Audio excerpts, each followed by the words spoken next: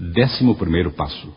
Procuramos, através da prece e da meditação, melhorar nosso contato consciente com Deus na forma em que o concebíamos, rogando apenas o conhecimento de sua vontade em relação a nós e forças para realizar essa vontade. A oração e a meditação são nossos meios principais de contato consciente com Deus.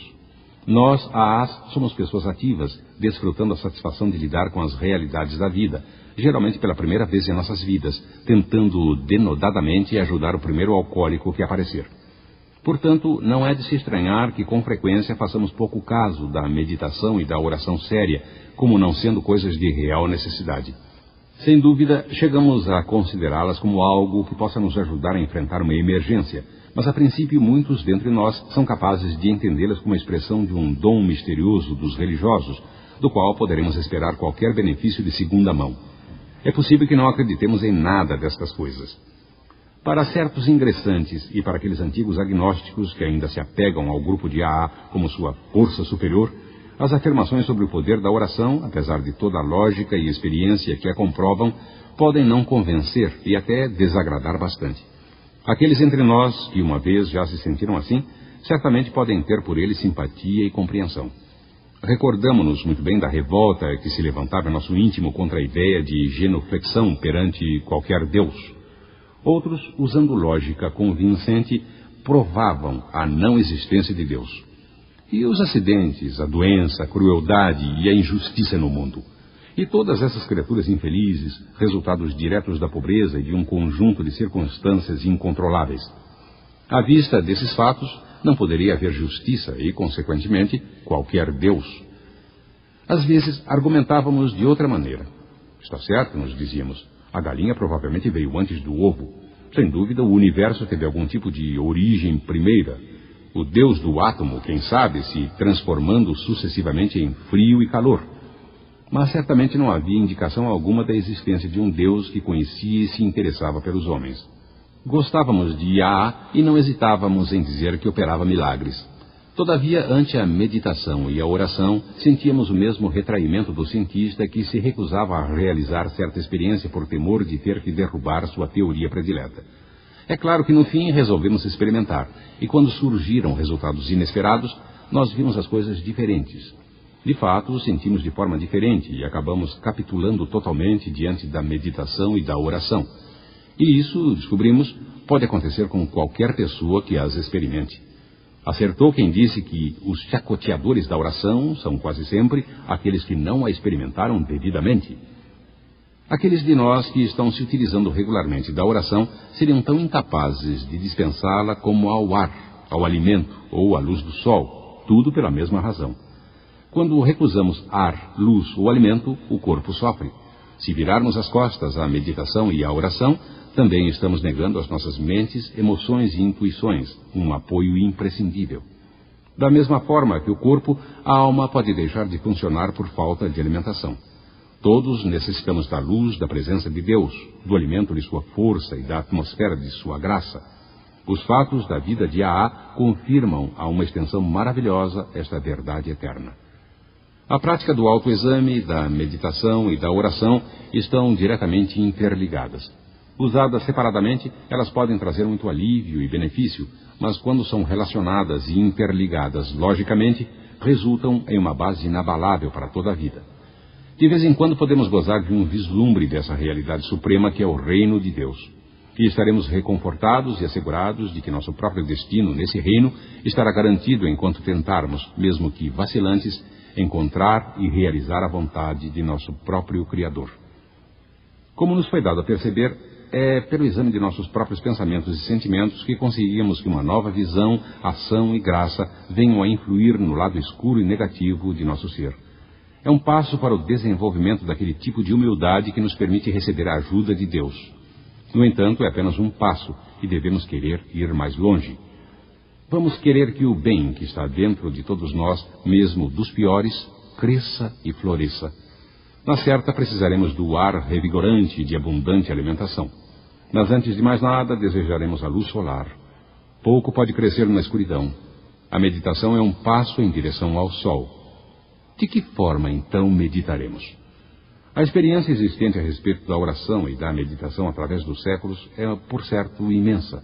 As bibliotecas e as igrejas do mundo são um tesouro à disposição de todos que o procuram. É de se esperar que todo filiado a uma religião que dê ênfase à meditação retorne a essa prática com maior devoção do que nunca.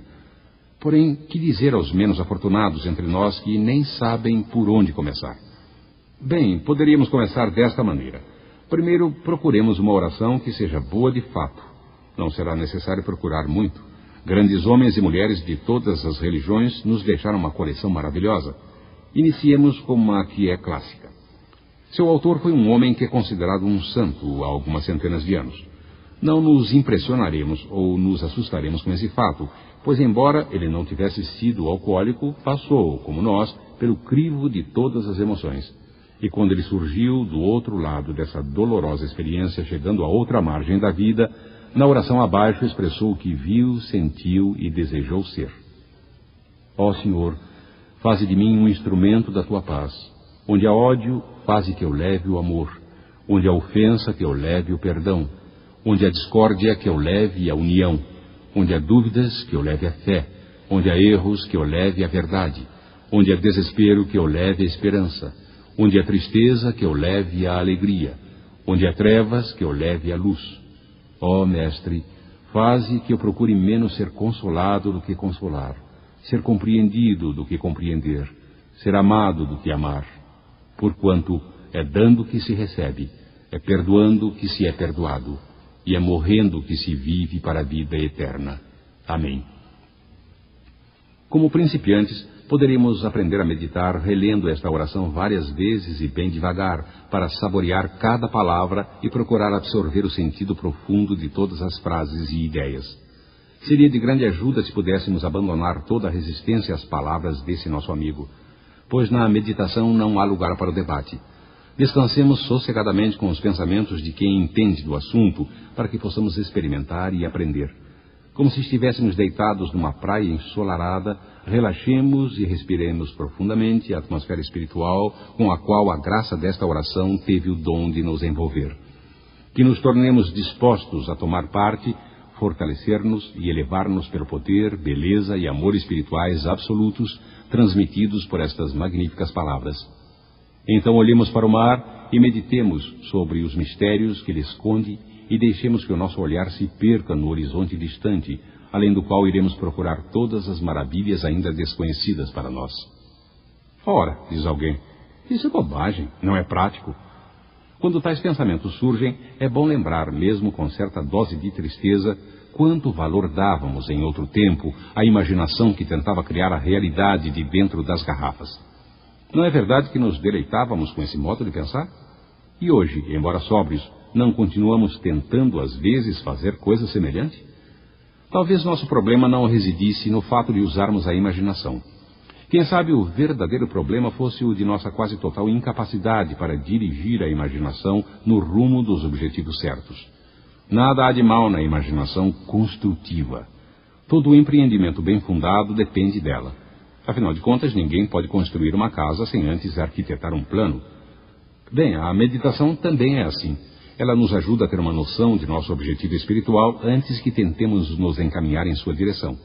Isto posto, voltemos àquela praia ensolarada, ou talvez à planície ou às montanhas. Quando por método simples como esse tivermos entrado num estado de espírito que nos permita concentração na imaginação construtiva, sem interrupção, poderemos proceder assim. Relemos a nossa oração, tentamos novamente compreendê-la na profundidade de sua essência e pensamos no homem que foi o primeiro a proferi-la. Primeiro, ele quis tornar-se um instrumento de paz. Então ele pediu a graça de levar amor, perdão, harmonia, verdade, fé, esperança, luz e alegria a todos quantos pudesse. Depois veio a expressão de uma aspiração e de uma esperança para ele próprio. Ele esperava que, se Deus quisesse, lhe fosse permitido ser capaz de encontrar alguns desses tesouros também. Isso ele tentaria realizar através do que chamou dar de si mesmo. O que ele quis dizer com é dando que se recebe e como se propôs a consegui-lo?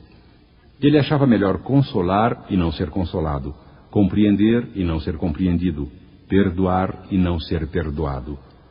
Tudo isto poderia ser uma parte do que designamos por meditação. Talvez nossa primeira tentativa em alcançar um estado espiritual, ou então fazer uma viagem ao reino do espírito. Deveríamos, assim, comparar o ponto em que agora estamos com aquele em que poderíamos estar se pudéssemos nos aproximar do ideal que apenas vislumbramos. A meditação é algo que pode sempre ser desenvolvido. Ela não tem limites, tanto na extensão como na altura. Embora possamos ser auxiliados por qualquer instrução ou exemplo que encontrarmos, ela é essencialmente uma aventura individual que cada um de nós realiza à sua maneira. Porém, seu objetivo é sempre o mesmo: melhorar nosso contato consciente com Deus, com sua graça, sabedoria e amor. Lembremo-nos sempre que a meditação é, na realidade, sumamente prática. Um de seus primeiros frutos é o equilíbrio emocional. Com ela podemos alargar e aprofundar o canal de ligação entre nós e Deus na forma em que o entendemos. E a oração? A oração é a elevação do coração e da mente para Deus, e neste sentido abrange a meditação. Mas como se deve orar? E como se relaciona a oração com a meditação? O estilo comum de oração é uma petição a Deus. Havendo aberto nosso canal de comunicação da melhor forma possível, procuramos pedir determinadas coisas de que nós ou outros temos premente necessidade. Acreditamos que em certa parte do 11º passo está bem definida a extensão completa de nossas necessidades, quando diz: o conhecimento de sua vontade em relação a nós e forças para realizá-la. Um pedido como este pode ser feito a qualquer hora do dia. Cedo, de manhã, pensamos nas horas que virão. Talvez venhamos pensar no trabalho daquele dia, nas oportunidades de sermos úteis e prestativos, ou em algum problema especial que possa aparecer. Possivelmente, hoje ainda perdurará uma séria questão não resolvida desde ontem. Teremos a tentação imediata de pedir soluções específicas para casos específicos e ajuda para outras pessoas, da forma que nós julgamos devam ser ajudadas. Nesse caso, estamos pedindo a Deus que o faça à nossa maneira. Portanto, devemos ter o cuidado de aquilatar o mérito real de cada pedido antes de fazê-lo. Mesmo assim, sempre que tivéssemos de fazer determinados pedidos, faríamos bem em acrescentar esta ressalva: se for de sua vontade. Simplesmente pedimos que durante todo o dia Deus nos dê a melhor compreensão de sua vontade e, através da graça, nos seja concedida força suficiente para cumpri-la. No decorrer do dia, quando tivermos de enfrentar situações delicadas e tomar decisões, podemos parar um momento e renovar o mais simples de todos os pedidos: seja feita a sua vontade, não a minha. Nos momentos de fortes perturbações emocionais, manteremos nosso equilíbrio se nos lembrarmos de uma oração qualquer ou frase que particularmente nos tenha agradado durante a leitura ou meditação. Dizendo essa frase ou oração por algumas vezes, podemos em geral restabelecer uma ligação interrompida pelo rancor, pelo medo, pela frustração ou pelo desentendimento, e poderemos voltar à mais segura de todas as ajudas: à procura da vontade de Deus, não a nossa, no momento de tensão. Assim, nestes momentos críticos, se nos lembrarmos de que é melhor consolar do que ser consolado, compreender do que ser compreendido, amar do que ser amado, estaremos seguindo a intenção do 11º passo. É razoável e compreensível que se faça repetidamente a pergunta: por que não podemos submeter diretamente a Deus um dilema específico e perturbador e, através da oração, receber dele respostas certas e definidas a nossos pedidos? Isso pode ser feito, mas apresenta graves riscos. Temos visto a AAS pedirem com muita sinceridade e fé orientação explícita de Deus sobre assuntos que variam desde desastrosas crises domésticas ou financeiras até a correção de pequenas falhas, como a impontualidade. Porém, é frequente o fato de que os pensamentos que afloram a mente e parecem vir de Deus não são respostas adequadas. Provam ser, isto sim, bem intencionadas racionalizações inconscientes. É um indivíduo muito desconcertante ou qualquer homem que tenta implantar rigorosamente em sua vida este modo de rezar, com esta necessidade egoística de respostas divinas. A qualquer pergunta ou crítica às suas ações, ele vem logo com sua inabalável confiança na oração como guia para todos os seus feitos, grandes ou pequenos. Pode ter esquecido a possibilidade de que seus desejos e a tendência humana de auto-justificar tenham distorcido sua decantada orientação. Com a melhor das intenções, ele tende a impor sua própria vontade em qualquer situação ou problema, confortavelmente seguro de que está agindo diretamente dirigido por Deus. Iludido desta maneira, é claro que pode, sem querer, causar grandes estragos. Há uma outra tentação semelhante na qual caímos quando formulamos ideias sobre o que achamos ser a vontade de Deus para com outras pessoas. Dizemos a nós mesmos: este deve ser curado desta doença fatal, ou aquele deve ser tirado desta crise emocional. E rezamos por estas coisas bem caracterizadas. Tais orações, é natural, representam, no fundo, atos de bondade, mas geralmente se baseiam na suposição de que conhecemos a vontade de Deus a respeito da pessoa que tentamos ajudar. Isto significa que, a par de uma oração sincera, pode existir dentro de nós uma boa dose de presunção e vaidade.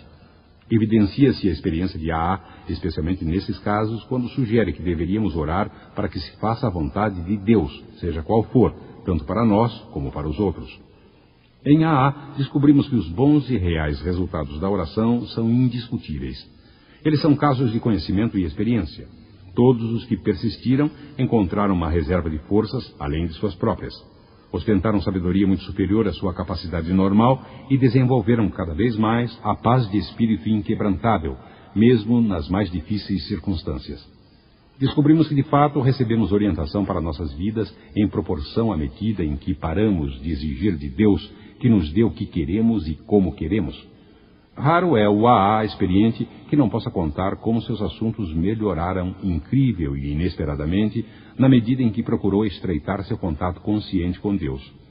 Quase sempre ele poderá contar que nas épocas de sofrimento e dor, quando a mão de Deus parecia ser pesada e até injusta, foram aprendidas novas lições sobre a vida, descobertas novas fontes de coragem e que, finalmente, de forma iniludível, chegou à convicção de que Deus, efetivamente, age de maneira misteriosa na realização de suas maravilhas. Esses acontecimentos devem constituir notícia animadora para aqueles que recuam da oração por falta de fé ou por se sentirem não contemplados pela ajuda ou orientação de Deus. Todos nós, sem exceção, já passamos por períodos em que só rezamos depois de impelidos pela maior força de vontade possível. Às vezes, chegamos a ir mais longe ainda, quando somos acometidos por uma rebelião tão mórbida que simplesmente não rezamos.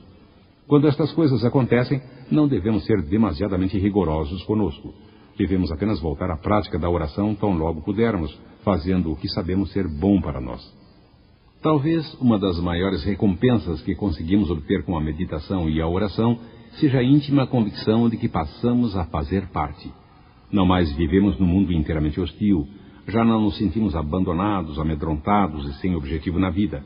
A partir do momento em que percebemos, mesmo que seja um pequeno vislumbre da vontade de Deus, e começamos a ver a verdade, a justiça e o amor como os valores reais e eternos na vida, não mais ficaremos profundamente abalados com a aparente evidência do contrário que nos rodeia em assuntos apenas humanos. Sabemos que o amor de Deus vela sobre nós. Sabemos que quando nos voltarmos para Ele, tudo estará bem.